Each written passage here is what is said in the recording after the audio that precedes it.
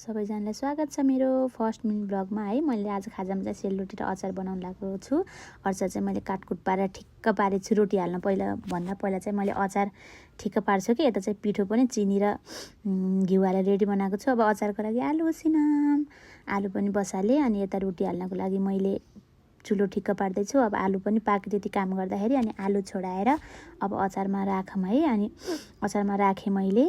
अब यो अकबरी पनि यस्तो पिरो छ कि है, यस्तो पिरो छ, पिरो पिरो टक्क हुनु पर्यो नि त अचार त।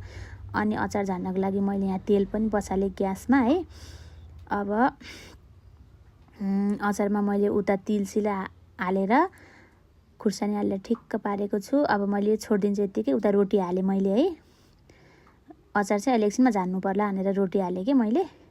रोटी हालेर सक्छु पहिला भनेर। अनि यस्तो पानी परेको छ नि काठमाडौँमा, झरी लाग्छ कि। अनि यो रोटी र अचार यस्तो मिठो हुन्छ कि है, तातो तातो रोटी। अनि मेरो देवर बाबुलाई पनि एकदम मनपर्छ कि रोटी र चिया चाहिँ है, दिनदिनै खानुहुन्छ कि चिया र रोटी चाहिँ एकदम मनपर्छ। अनि मेरो छोरो पनि थोरै आएको रहेछ है, रोटी हाल्दा मम्मीले रोटी हालिछन् र हेरेँ मेरो पुन्टेले। अनि अब घरमा खाने त अब ठिकै बनाएको छु है। मैले खासै राम्रो हाल्न त आउँदैन साथीहरू, यस्तै हो। अब जे होस् ठिकै बनाएको जस्तो लाग्छ आफूलाई चाहिँ। अब मैले रोटी पनि हालेँ उता। अब मैले अचार जान्छु है।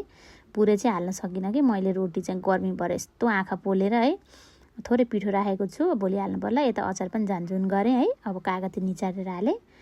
अब यसलाई कागती निचारेर हालेँ। अब यसलाई मोलमाल गरेर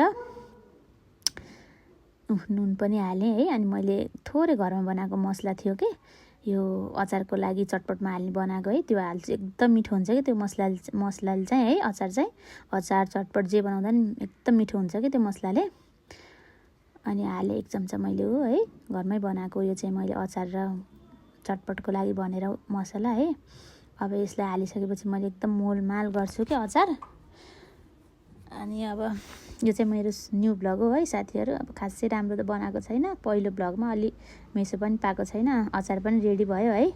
यस्तो मिठो भएको थियो कि अचार खाँदाखेरि है। अब सुरुमा चाहिँ मैले मेरो देवर बाबुलाई दिएँ है, अरू चाहिँ मैले खिच्नै बिर्सेछु साथीहरू। ल बाई, हेरिदिइराख्नु होला है।